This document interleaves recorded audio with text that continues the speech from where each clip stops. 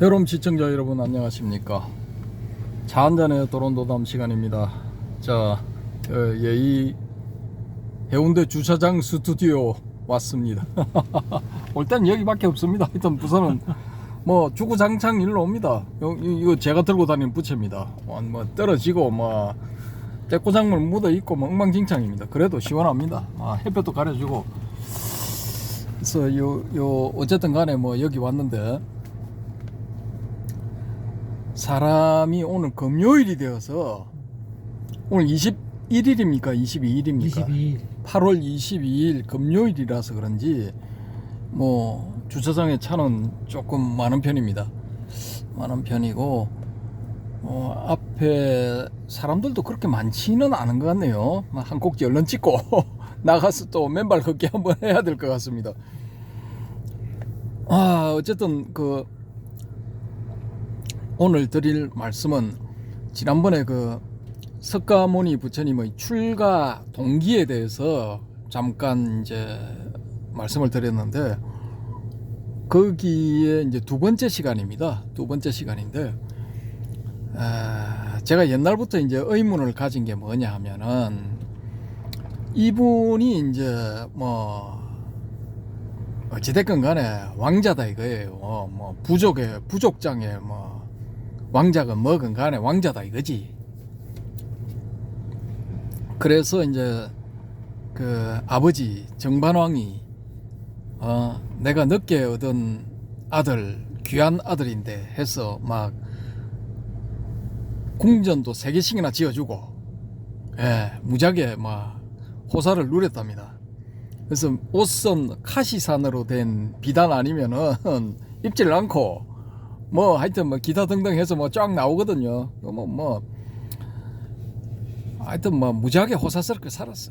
그리고 뭐 어느 경전에 보면은 궁녀가 뭐 600명이던가 각 궁전마다 궁녀가 600명 뭐 이렇게 나오는데, 궁녀가 고타마 시타르타 왕자 한 명 시중을 드는 궁녀가 600명이라면은 여러분 이거 믿어지십니까?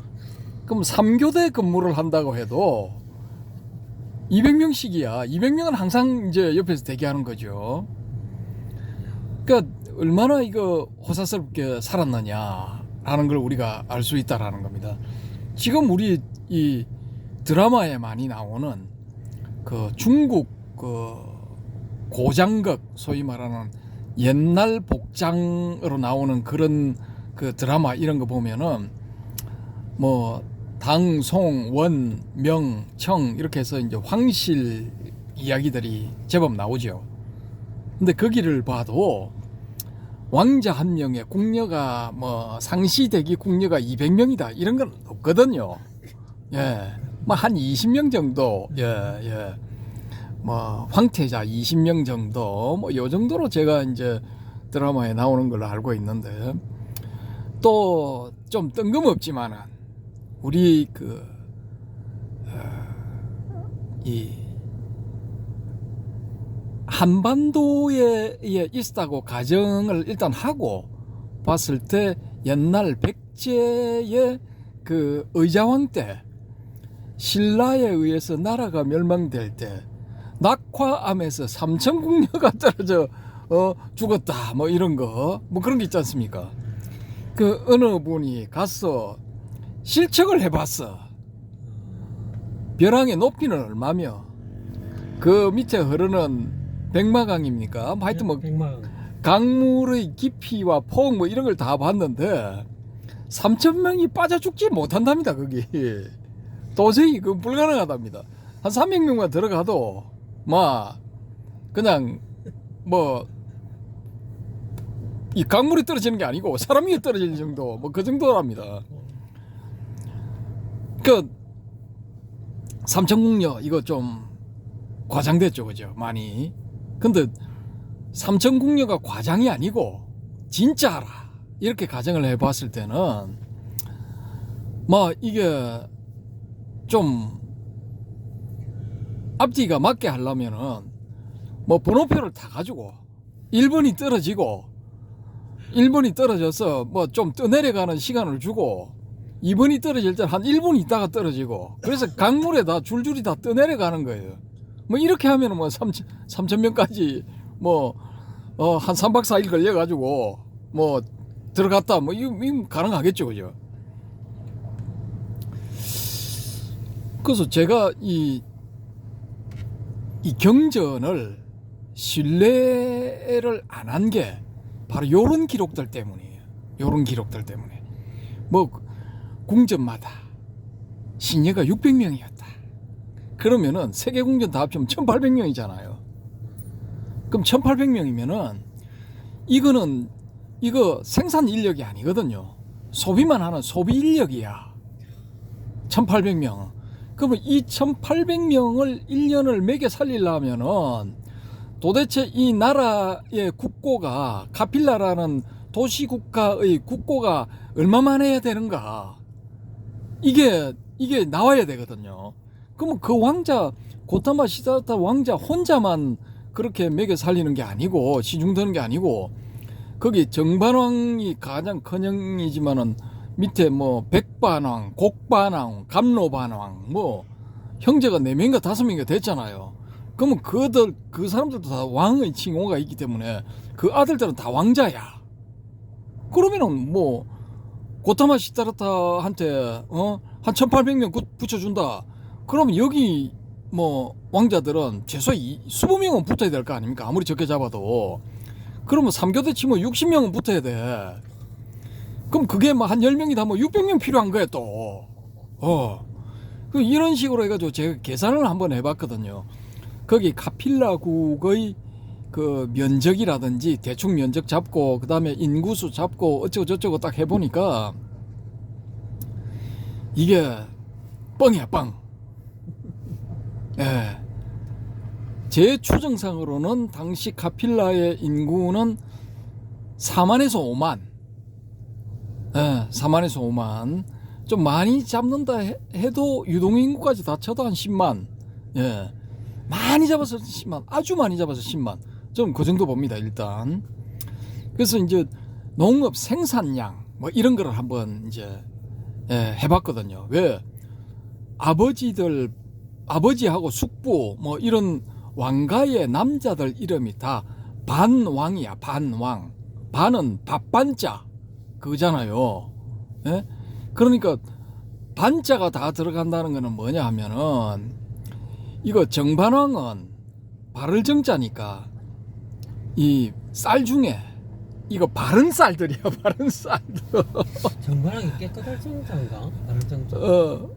깨끗할 정자입니까? 그러면 이거 깨끗한 쌀들 얼마 나온다는 거야. 깨끗한 쌀 나오고 그다음에 백반왕이 있잖아요. 흰 쌀만 나온다는 거야. 살 색깔이 흰 거야. 곡반왕은 또 다른 색. 그다음에 감로왕은 뭐냐면 이게 감로처럼 이 쌀로 된 밥을 먹으면은 달콤해, 시원하고. 특수한 정자. 그래서 제가 이 참 희한한 동네다 해가지고 10여 년 전에 그걸 집중적으로 뭐 인도의 영자 타임즈 뭐 인도 뭐 무슨 타임즈가 있거든요. 그까지 해가지고 뭐 하여튼 막 다 조사를 다 해봤어. 할 수 있는 데 다 해봤어. 다 해보니까 뭐가 나오느냐. 그 지역에 지금도 감로라는 이름이 붙은 쌀이 나와. 지금도 감로, 한글로 번역했을 때 감로라는 명칭이 붙는 그런 쌀이 생산이 되고 있더라고요, 보니까. 그리고 흥미라는 특수한 그런 색깔 있는 쌀, 그것도 생산이 되더라고요, 거기에. 그러면 흑반왕도 있어야 되는데, 흑반왕은 없어.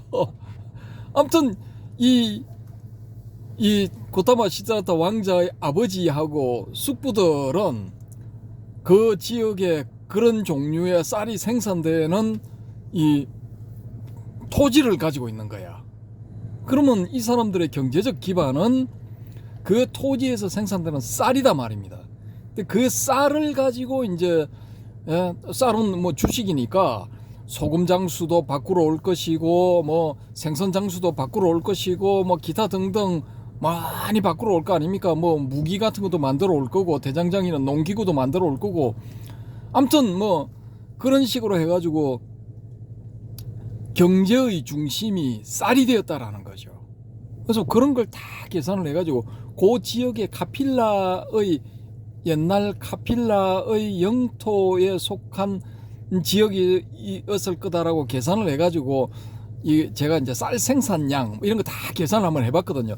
1인당 그때 당시에 지금보다는 쌀을 많이 먹었을 거니까 얼마 정도 먹을 것이다 해가지고 다 이걸 해봤습니다. 해봤는데 그렇게 해가지고 해보니까 1궁전당 시녀가 600명이 아니고 60명 있어야 돼. 60명. 시녀 60명. 그밖에 안 되는 거야. 그러니까 이게 위대한 왕자다라는 이걸 돋보이게 하기 위해서 뻥을 쳐가지고 붙였다라는 거죠. 예. 혹은 제가 지금 기억이 삼삼한데 각 궁전 다 200명씩 있었다 이렇게 볼 수도 있습니다. 그 200명이라 해도 유효 인력이 600명, 순전히 소비만 하는 인력이 600명. 그걸 다 먹여 살려야 돼. 예. 이 정반왕 자기 아버지가 다 먹여 살려야 돼. 숙부들 입장에서 봤을 때는 아니 꼽지. 아니 지 아들만 뭐 금태 둘렀나? 뭐 이런 나올 수가 있잖아요. 거기에 초창기에 여기 뭐 한 6년인가 7년 뒤에 자기 고향에 갔다 뭐 그런 설도 있는데 아무튼 그때 사촌 형제들이 많이 출가를 하거든요. 다 숙부의 아들들이야. 그럼 왕자들이야. 왕자들이 출가한 거죠. 아무튼 이 카필라국의 크샤트리아 이 지배계층들은 자기네들 혈통에 대해서 남다른 자부심이 있었거든요. 주변에 바로 이제 자기들의 이제 종주국이라 할 수 있는 그 코살라의 왕이 그래 석가모니도 이 종족에서 나오고 옛날부터 그래 참 이거 혈통이 좋다고 하니까 내가 당신들 그 공주 중에서 한 명을 골라서 내 두 번째 부인을 삼아야 되겠어. 뭐 이렇게 했는데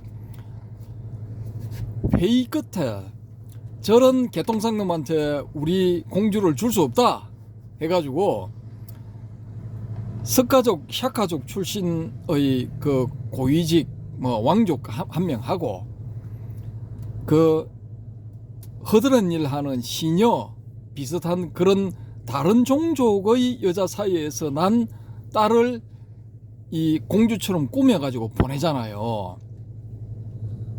그 왕자가 나중에 그 사실을 알고 난 다음에 그러고 그 사실을 알게 된 동기가 외갓집에 놀러간다 해가지고 갔는데 거기서 허드렛 일을 하는 사람이 청소하는 사람이 자기를 보고 천한 놈의 자식이 여기 와가지고 천방지축 날뛰고 있구나 뭐 이런 식의 이 꾸중을 했다 하거든요. 그러니까 그 여자는 맡은 직분이 청소하는 직분이라 할지라도 정통 샤카 크샤트리아 출신이었을 가능성이 높거든요. 그러니까 이 샤카족은 종족 전체가 크샤트리아야. 그러니까 자기 이들 혈통에 대한 자부심이 대단했다라는 겁니다. 아무튼 그때 모욕을 당한 왕자가 7살인가 그런데 그걸 새겨두었다가 집에 가서 자기 엄마한테 묻고 큰 다음에 자기 엄마한테 묻고 뭐 어쩌고 저쩌고 해가지고 사실 다 알아버린 거야. 알고 난 다음에 어떻게 하느냐, 자기 아버지를 모살을 해. 유명한 장군을 꼬드겨가지고 아버지를 살해해버린다고. 그렇게 살해하려니까 이 왕이 도망을 가버린 거야. 도망을 갔는데 어디로 도망을 갔냐, 마가다국의 수도 라자그리아 왕사성으로 도망갔어. 왜? 왕사성 왕이 자기 사위거든. 그래 그걸로 도망갔어. 그리고 이제 뭐 일부러 안 열어줬는지 모르고 안 열어줬는지 밤새도록 기다리다가 거기서 뭐 배고파 죽었다든가 뭐 얼어 죽었다든가 하여튼 사망했거든요. 근데 그때 쫓겨나 아버지 쫓아내고 자기가 이제 왕이 돼서 쿠데타를 해서 왕 된 거죠. 그 쿠데타에서 왕 되고 난 다음에 원래 첫 번째 부인의 아들이 있었는데 그 아들이 누구냐, 제타테자야. 그 제타테자가 가지고 있던 그 동산을 누가 샀느냐, 그 부처님은 그 샤카모니를 후원하는 제일 그 재벌 최고의 재벌 수부띠인가 수부띠 이가 뭐 그 있잖아요, 그죠? 최고 재벌. 이 최고 재벌이 거기가 동산이 좋을 것 같으니까 내 마음에 드니까 나한테 파쇼 하니까 이 제타 태자가 뭐라 했느냐? 야, 이 동산에 금으로 다 깔아도 나 이거 안 판다. 이렇게 말을 한 거예요. 근데 어느 날 그 뒤에 딱 가보니까 자기 소유 동산이 뭔가 햇빛을 받아 번쩍번쩍 하는 거야. 그 이 양반이 가봤어. 가보니까 이 자기한테 땅 팔라고 했던 사람이 와가지고 자기 땅을 황금으로 채우고 있는 거야. 금으로 깔고 있는 거야.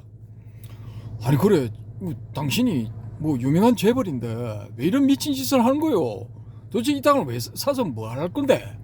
그렇게 물어보니까 사실은 이만저만 해가지고 내가 부처님을 여기 모시려고 합니다. 그러니까 오케이 알았어. 여기서 황금 까는 거 그만하고 나머지는 나도 그 보시하는데 동참하겠다. 그래 두 사람이 딱 해가지고 그 이렇게 이 부처님의 그 이 정사 말하자면 그때는 뭐 정사라고 번역되는 뭐 그런 그 뭐 절이었대요. 비하란가 뭐 하여튼 뭐 그렇게 되는데 그게 제타와나 뭐 비하란가 뭐 하여튼 뭐 그래요. 이름이 그거보다 좀 더 긴데 제가 지금 갑자기 생각이 안 나는데 그게 뭐냐 바로 기원정사야. 그걸 한글로 바꾸면은 그 기원정사가 안암동에 그 개운사 옆에 있었던 2층짜리 기숙사 기원학사, 그걸 따라서 기원학사라고 붙였어요. 기원정사 제타와나.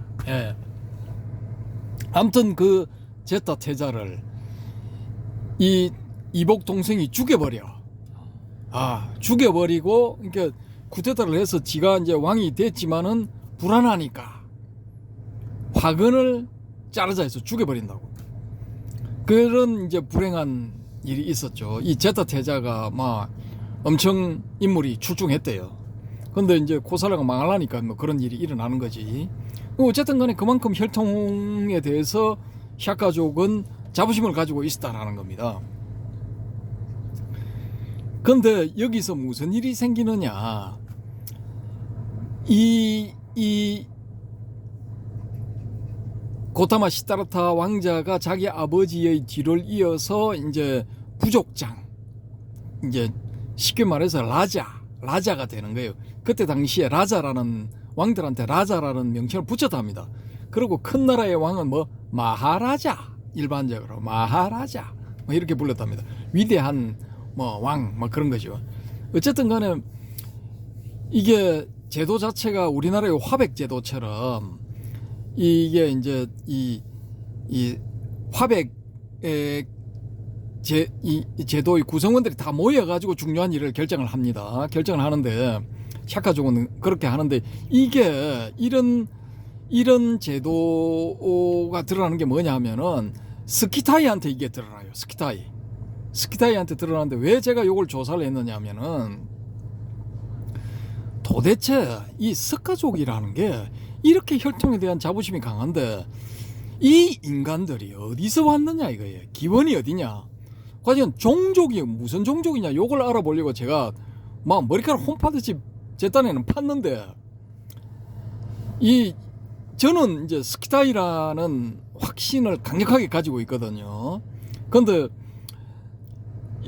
아니래요. 여기에 대해서 인도에 유학하고 뭐 10년인가 뭐 10년 좀 넘은가 9년인가 유학하고 온 그 후배한테 제가 물어보니까 자기가 알기로는 그게 아니랍니다. 아니고 이미 그 문제는 외국의 어느 학자가 정리를 해놨답니다. 정리를 해놨는데 제가 지금 그거 어디에 있는가 그 글이 어디에 있는가 다 이제 찾아놨거든요. 찾아놨는데 시간을 좀 투자를 해가지고 좀 봐야 됩니다. 봐야 되는데 그 지금 벼르고 있거든요. 그걸 다 이제 제가 해독을 하고 나서 알려드리겠는데 어쨌거나 스키타이하고 공통점이 굉장히 많더라고요.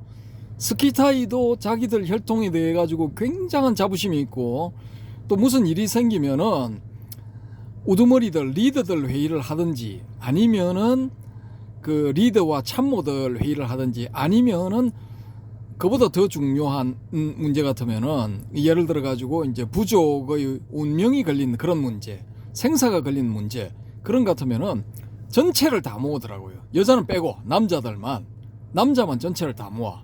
그래서 회의를 해. 회의를 해서 거기서 결론이 나면 그대로 고 하더라고요, 보니까. 근데 이 고타마 시타르타가 29살 때, 우리가 29살 때 출가를 해가지고 35살 때 성도를 했다 이래 나오잖아요.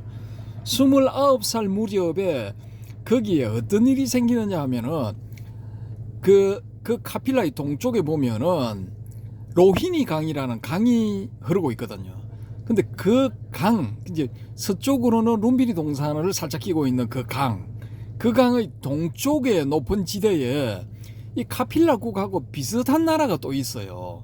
비슷한 나라가 이제 리차비족인가 뭐 그렇게 불려지는데 이 종족하고 강물의 사용을 두고 싸움이 붙었어. 왜? 봄에 파종을 해야 되고 논에 물을 대야 될 시기인데 이게 가뭄이 들어가지고 강물이 팍 줄어들어 버렸어.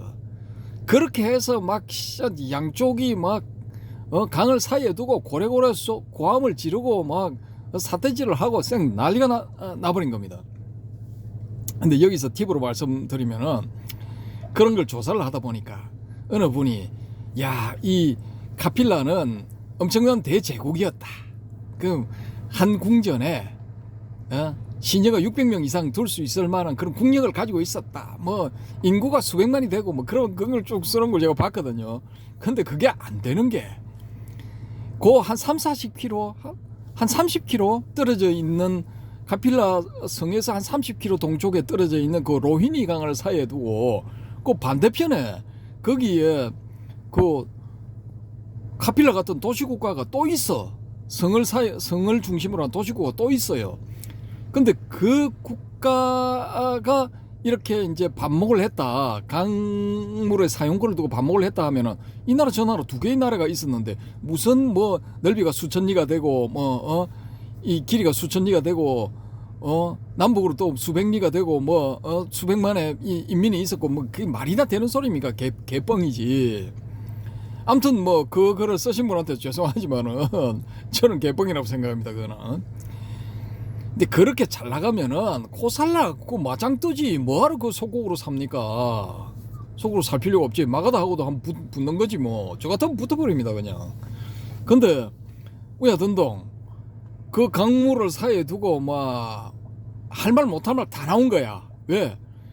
물을 누가 사용하느냐에 따라 가지고 물을 사용하는 쪽은 그 먹고 사는데 지장이 없고 물을 사용하지 못하는 쪽은 굶어야 돼. 이거 예? 쌀 재고가 없으면 굶어야 돼. 4만 명이든 뭐 5만 명이든 굶어야 되는 거야. 그럼 이쪽에 동쪽에도 뭐 비슷하겠죠. 한 4, 5만 명 되겠죠. 그쪽 동네도. 근데 이쪽 두 왕가의 위로 올라가면 한 3, 4대 올라가면은 조상이 똑같아. 할배가 같은가 정조 할배가 같은가 그래요. 그러니까 4촌 내지 6촌 혹은 8촌 사이에 이 싸움이 붙어버린 거야.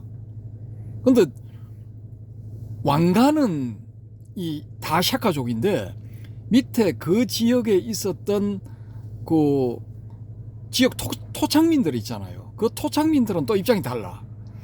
이 샤카족이 원래부터 거기 살았던 게 아니고 원래는 옥수수가 많이 나는 땅 감자왕의 이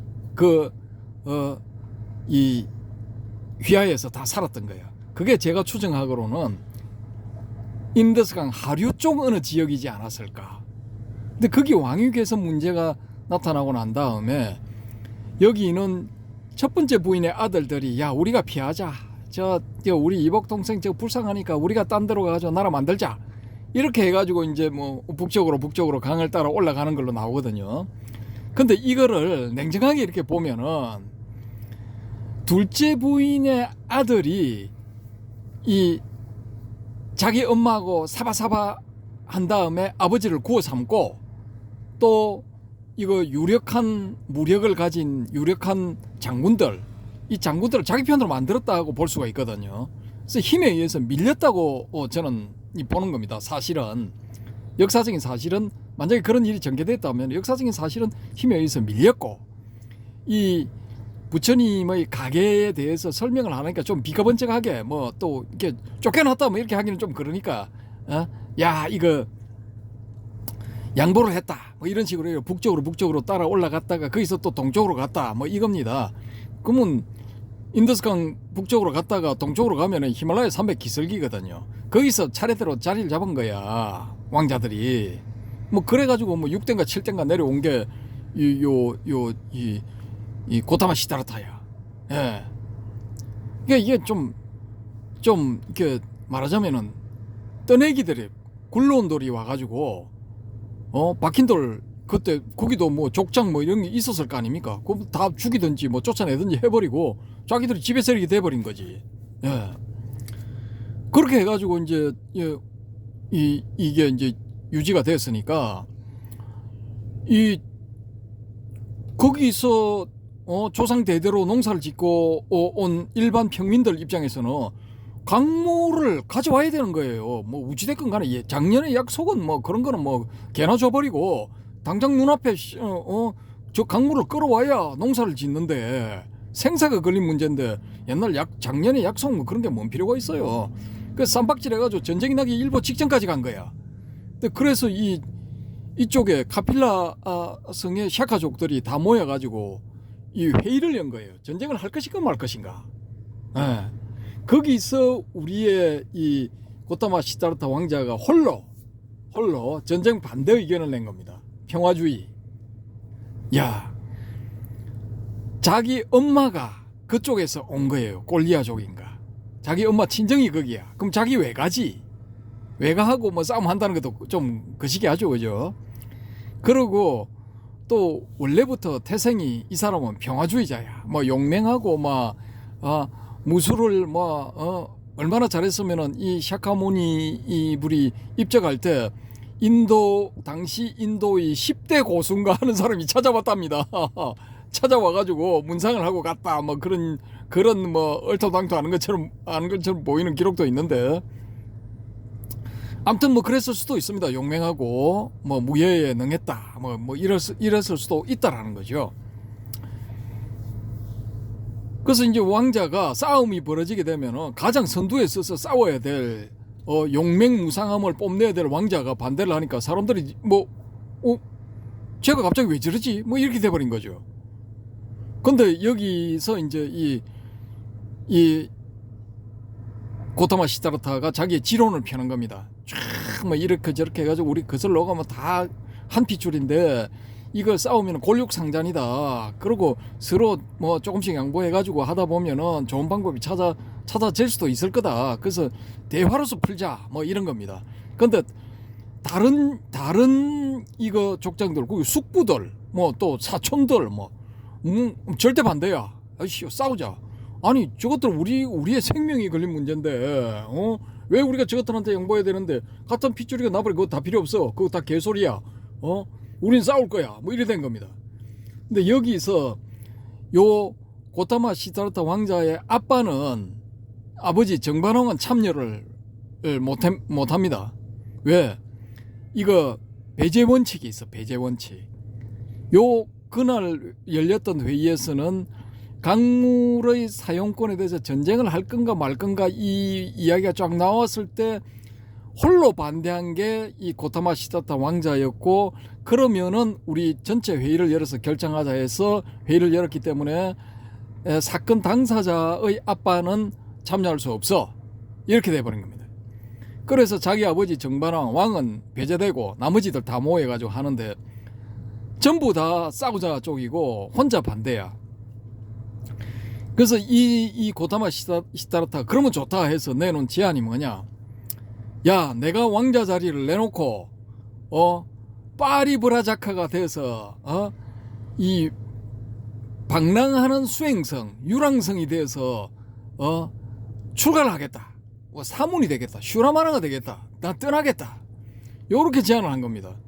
그러면은 이 숙부 그다음에 사촌들 입장에서는 솔직한 제안이죠.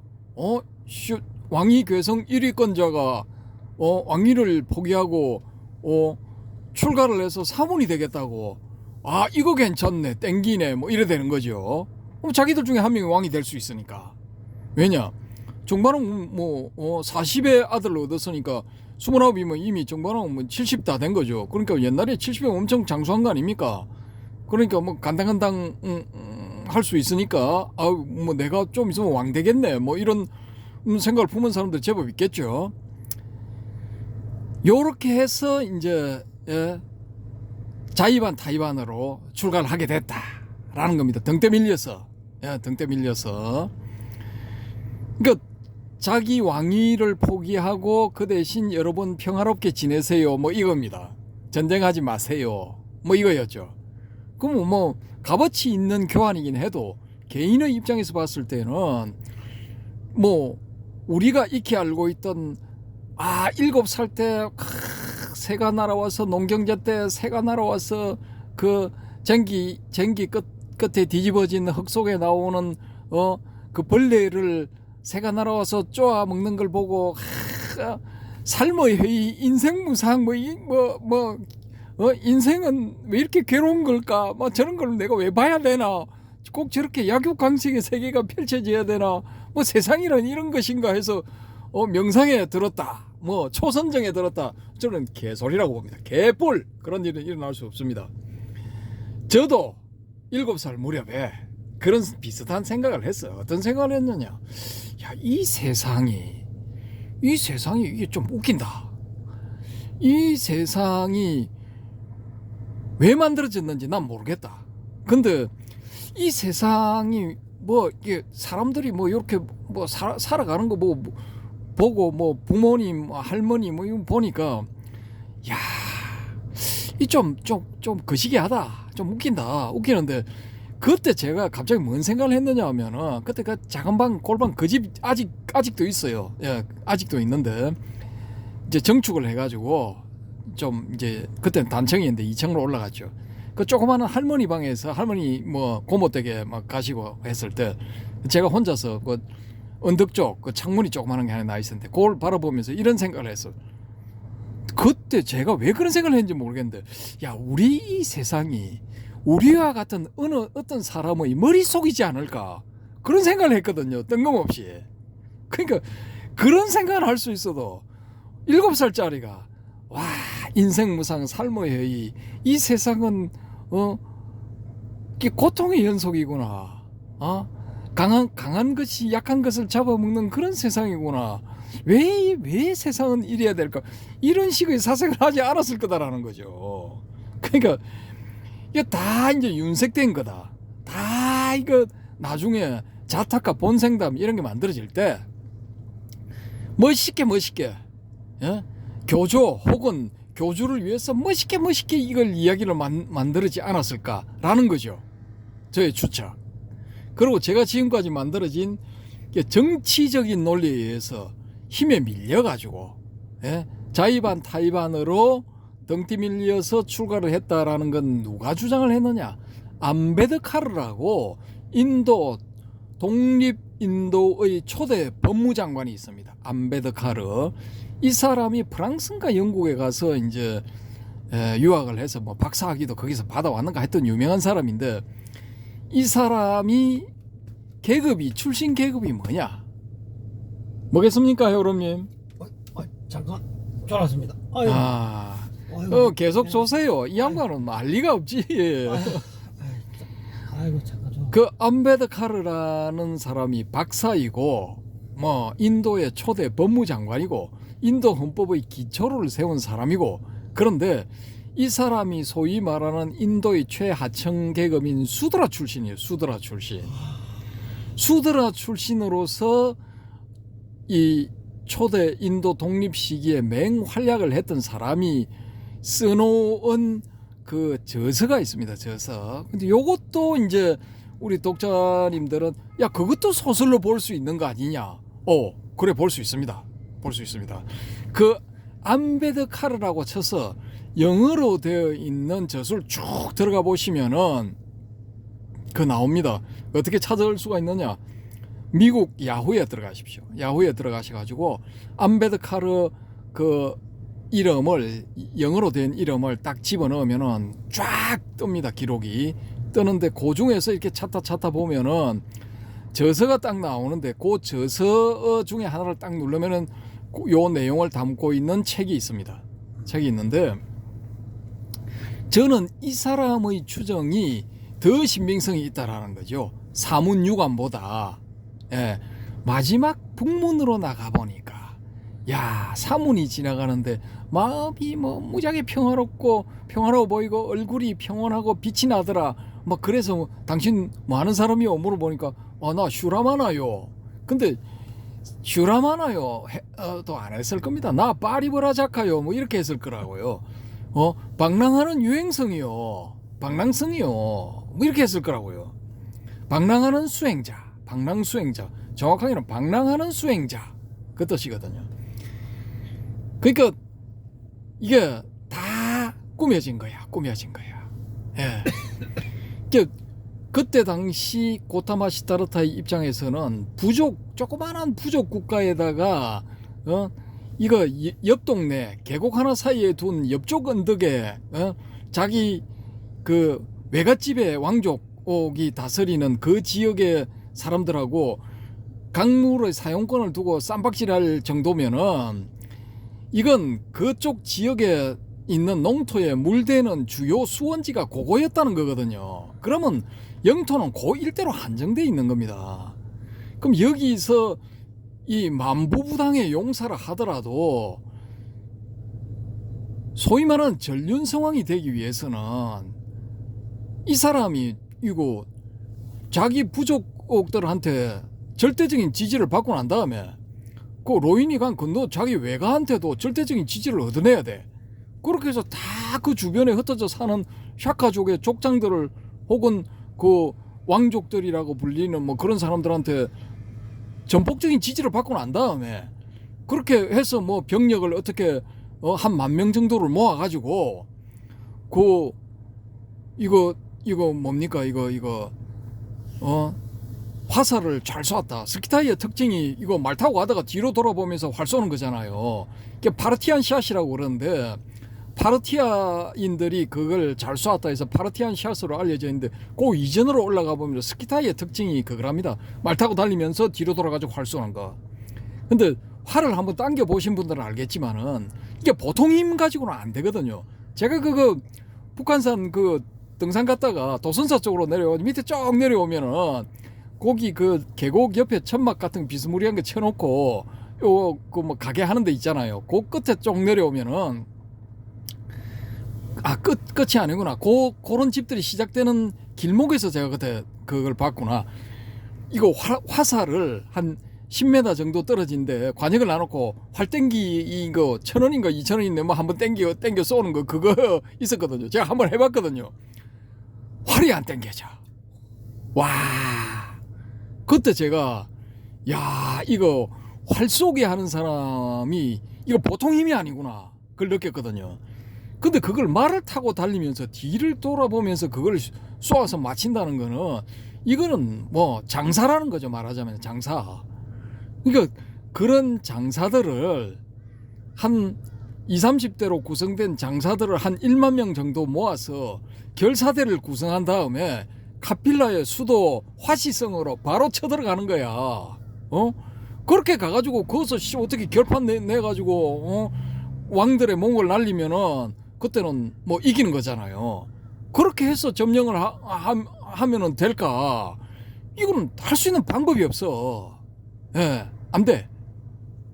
제가 카필라국의 전 인구를 10만으로 보고 이거 15살에서부터 55살까지 사람들을 전부 병력으로 편제한다라고 이렇게 가정을 해봤을 때 남녀가 있으니까 최대한으로 잡아서 한 4만 명 잡겠더라고요. 4만 명. 근데 그 4만 명 가지고 이 파르티안 샷 같은 걸 구사할 수 있는 장사가 몇 명이나 있겠습니까? 예?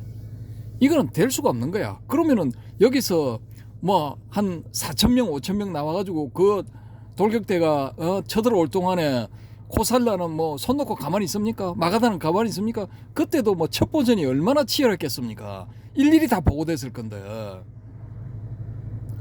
그럼 저쪽에서 딱 뭐 반란 일으키는 조짐이 있다 하면 여 대비하는 거야. 그럼 쳐들어온다 하면 여기는 저쪽에서 4,000명 쳐들어온다면 요 10만 명 딱 모아가지고 대비를 하는데 그게 되겠습니까? 그게 무슨 뭐 옛날에 그 정강의 토목보의 변입니까? 그 북송 송나라 초기에 저 뭐 초기는 아니겠네, 한 100년쯤 지났을 때 다 모아가지고 뭐 어중이 떠중이 뭐 송나라 군대 본진하고 기타 등등 뭐 다 모아가지고 몇십만인가 됐잖아요. 10만이 넘었나. 근데 이거 금나라 1만한테 깨졌나 뭐 개박살 났잖아요. 근데 그런 거하고는 상황이 달랐거든요. 그때는 여기 코살라하고 마가다는 정예병이야. 정예병. 그 다음에 이거 마가다의 왕 빈비사라는 왕중의 왕으로 불렸거든. 왕중의 왕. 또 이쪽에는 위대한 왕 이런 식으로 불렸단 말입니다. 그러면 이 정병이 한 10만 명은 다 있는 거야. 명령 딱 내리면 10만 명이 돌격하는 거야. 그것도 뭐 기병 5만 뭐 보병 5만 이러면 뭐 어마무시한 거죠. 옛날에는 기병이 이 탱커였으니까. 이게 도저히 상대가 안 되는 거야. 그러면은 와, 나의 대를 이을 왕자가 태어났다. 아시타 선인이 와가지고 차크라바라딘 전륜성왕이 되든지 붓다가 될 것이다 이렇게 예언을 했다. 그런데 저는 그것도 뭐 아니라고 보거든요. 빵이라고 보거든요. 아시타 선인이 죽을 때 다 된 사람이 80인가 90인가 100살 된 사람이 그거 왜 내려와? 산에서 왜 내려와? 에? 아니 뭐 자기 그거를 보내도 되지. 근데 무슨 뭐 장차 붓다 아니면은 전륜성이 될 위대한 아기를 자기 눈으로 직접 보겠다 뭐 그랬을 수도 있겠죠.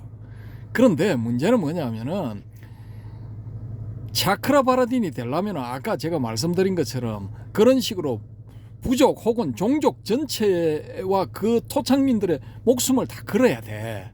예.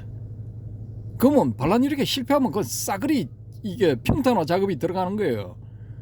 그 실제로 이제 저거를 속여가지고 샤카족의 공주가 아닌데 이제 반만 샤카족이고 반은 이제 소위 말하는 비천한 혈통이었는데 그 혈통을 띤 그 코살라 왕의 프라세네짓 왕의 아들이 나중에 이 5만 명의 정병을 이끌고 가가지고 카필라를 이렇게 멸해버리잖아요. 멸해버릴 때 몰살시켜버리거든.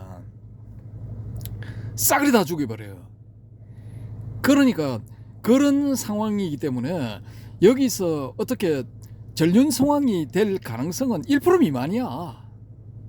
제가 봤을 때는 그냥 제로야. 0%야. 그게 되려면은 이거 마가도국의 빈비사라 왕도 뭐 멍청한 놈이고 요 코살레의 프라세나짓 왕도 멍청한 놈이라 해야 돼. 근데 아니에요. 이 두 사람 다 똑똑하고 이 신하들 장군들의 충성도가 높았던 그런 왕들이거든요. 그리고 당시 16대국이라고 그 인더스 겐지스 강 유역에 16개의 나라가 있는데 카필라는 거기 이름도 못 올려요. 근데 어떻게 거기서 전륜성왕이 나와? 예. 뭐 나올 수는 있겠죠. 근데 가능성이 희박해. 거의 없어. 뭐 금나라 시조 아골타. 그다음에 또 뭐 이 요나라 시조 야유라보기. 또 이거 뭐야? 나중에 청나라의 시조 누구 있잖아요. 누구지? 갑자기 생각 안 나네. 뭐 하여튼 뭐 그런 사람이 처음에 아주 미미한 부족에서 시작해가지고 됐다. 뭐 몽고의 징기스칸도 마찬가지죠. 태무진도 뭐 쫓겨다니면서 아주 뭐 죽을 고비를 뭐 몇십 번을 넘기고 해가지고 겨우 뭐 어떻게 모아가지고 뭐 했다. 뭐 그렇게 할 수도 있겠죠. 근데 이 동네는 더 열악해. 붓다 당시에는 그렇게 할 수 있을 가능성이 제가 봤을 때는 제로에 가까운 거야. 이거는 사실상 제로라고 말해도 돼. 안 돼. 그러면은 제 생각에는 뭐냐, 제 추정상으로는 이 사람이 그래도 머리가 좋으니까 야 내가 이거 잘못하다가는 이거 등대 밀리가 전쟁터 나가 죽을 수도 있겠다, 이런 생각을 했을 가능성이 있고, 그 다음에 요거 마침 때마침 로히니 강 뭐 이거 해가지고 이게 사건이 생겼으니까 에라 잘 됐다. 요거 뭐 내가 작전을 짜가지고 핑계를 대고 나 도망가자 떠나자 요렇게 생각했을 가능성도 있다라는 거죠. 저는 요 가능성을 높게 봅니다. 거기에 이제 타고난 어떤 성정상의 종교적인 성향 이런 것도 좀 있었겠죠. 예를 들어 뭐 세상의 기원 뭐 또 왜 인간은 뭐 이런 식으로 살아야 되는가? 인간이란 뭐 도대체 뭐 하는 물건인가? 뭐 이런 것도 있었을 것이고 왜 생로병사를 겪어야 되는가? 생로병사를 겪고 난 다음에는 또 어디로 가는 것인가? 뭐 이런 데 대한 의문점들이 많았겠죠. 그러니까 겸사겸사해서 도저히 될 수 없는 그 전륜성왕 저런 거 하려고 하다가는 막 그냥 1번으로 목이 잘릴 수도 있겠다. 내가 저 짓을 뻔하게 보이는 저 짓을 왜 하냐? 차라리 그냥 파리브라자카가 되는 게 낫겠다 해서 택했을 가능성이 저는 더 높다. 뭐 여러 가지 요인이 또 뭐 있었겠지만은 저는 일단 그렇게 봅니다.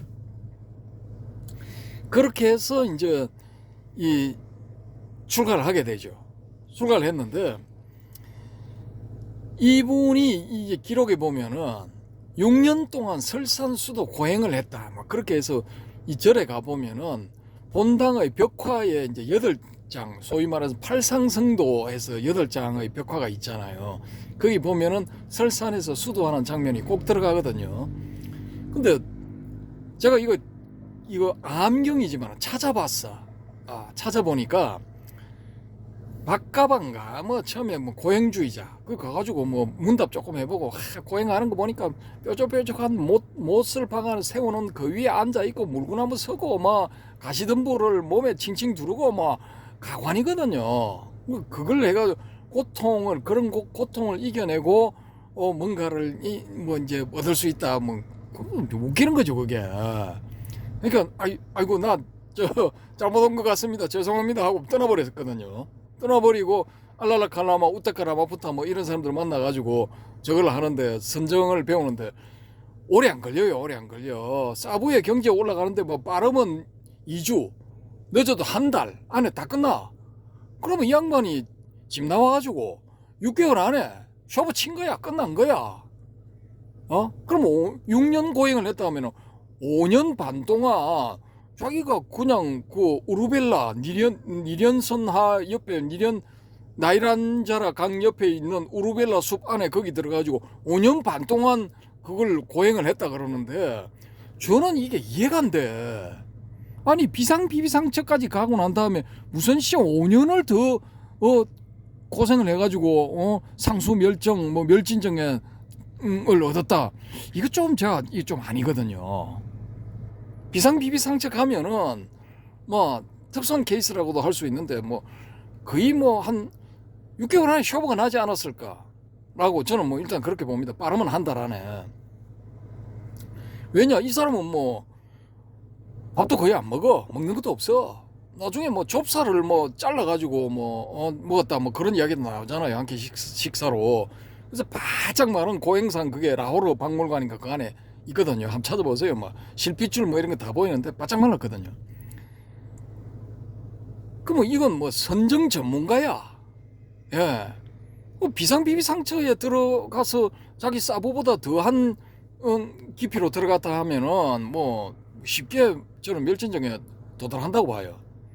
그럼 그 기간을 1년으로 잡았을 때 5년 동안 어디서 뭐 했냐 이거 나오는 거예요. 도대체 5년 동안 어디서 뭘 했냐 이거 엄청나게 저는 궁금했는데 사람들은 그거 궁금 안 한가 봐. 6년 동안 설상 고행했다니까 막 했겠지 하고 넘어가는 거예요.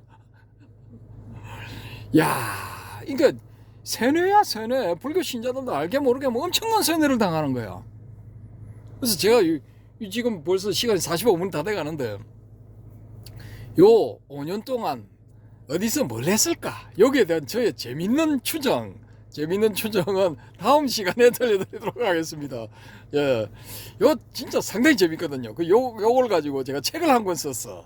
그 책도 이제 보여드리고 그 예전에 그 해오롬님이 등록한 10년 전인가 등록한 그 타오라는 출판사 거기서 그 책을 냈는데 하여튼 책도 가관입니다. 보시면 알아. 뭐 하여튼 뭐 흑백으로 돼 가지고 막 희쭈그리한 그런 책입니다. 그 보시면 알아. 다음 시간에는 그걸 가지고 스카모니의 잃어버린 5년 여기에 대해서 제가 이 썰을 또 한번 풀어드리도록 하겠습니다. 일단 이 이번 강의 이 출가에 얽힌 이런 두 번째 이야기 여기서 마치도록 하겠습니다. 감사합니다.